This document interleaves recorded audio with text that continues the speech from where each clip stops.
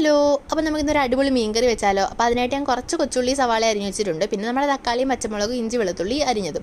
എന്നിട്ട് ആദ്യം നമ്മൾ കടുക് പൊട്ടിച്ചിട്ട് അതിൻ്റെ അകത്തോട്ട് ഈ ഇഞ്ചിയും വെളുത്തുള്ളിയും കൂടിയിട്ട് നന്നായിട്ടൊന്ന് ഇളക്കിയെടുക്കണം. അതിൻ്റെ അകത്തോട്ട് നമ്മൾ പകുതി സവാളയും ഉള്ളിയും കൂടി ചേർത്ത് കൊടുക്കുന്നുണ്ട്. എന്നിട്ട് നമ്മൾ കുറച്ച് 2-3 ഉലുവയും കൂടി ഇട്ട് കൊടുക്കണം. എന്നിട്ട് ആവശ്യത്തിന് മഞ്ഞപ്പൊടി, കുരുമുളക് പൊടി, മുളക് പൊടി, മല്ലിപ്പൊടി ഇത് ഇത്രയും കൂടി ചേർത്ത് നന്നായിട്ടൊന്ന് മൂപ്പിച്ചെടുക്കണം. മൂത്ത് കഴിയുമ്പോഴത്തേനും അതിൻ്റെ അകത്തോട്ട് നമ്മൾ തക്കാളി അരിഞ്ഞ് വെച്ചതിൻ്റെ അകത്തോട്ട് പകുതി തക്കാളി ഇട്ട് കൊടുക്കണം. എന്നിട്ട് അത് നന്നായിട്ടൊന്ന് ഇളക്കിയെടുത്തതിന് ശേഷം ഈ അരപ്പെല്ലാം കൂടി ഒരു ജാറിലോട്ട് വെക്കണം. എന്നിട്ട് ആ ജാറിൻ്റെ അകത്തോട്ട് കുറച്ച് വെള്ളം കൂടി ചേർത്ത് കൊടുത്തിട്ട് ഒന്ന് അരച്ചെടുക്കണം.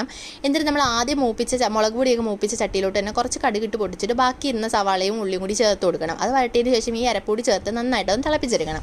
പിന്നെ നമ്മുടെ തക്കാളിയും പച്ചമുളക് കൂടി ഇടണം. പിന്നെ വടക്കമ്പുളി വെള്ളത്തിൽ ഇട്ട് വെച്ചതോടെ ഒഴിച്ചു കൊടുക്കുന്നുണ്ട്.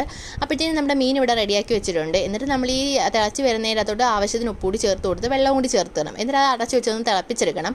തിളച്ചതിന് ശേഷം നമ്മുടെ മീൻ കൂടി ഇട്ട് കൊടുത്തിട്ട് നന്നായിട്ടൊന്ന് വേവിച്ചെടുക്കണം. അപ്പോൾ ഒത്തിരി ഇട്ട് ഇളക്കണ്ട, ഇളക്കി കഴിഞ്ഞാൽ നമ്മുടെ മീനൊക്കെ ഉടഞ്ഞു പോകും. അപ്പോഴത്തേനും ലാസ്റ്റ് കുറച്ച് കറിവേപ്പില കൂടി ചേർത്ത് കഴിയുമ്പോഴത്തേനും നമ്മുടെ മീൻ കറി ഇവിടെ റെഡിയായി.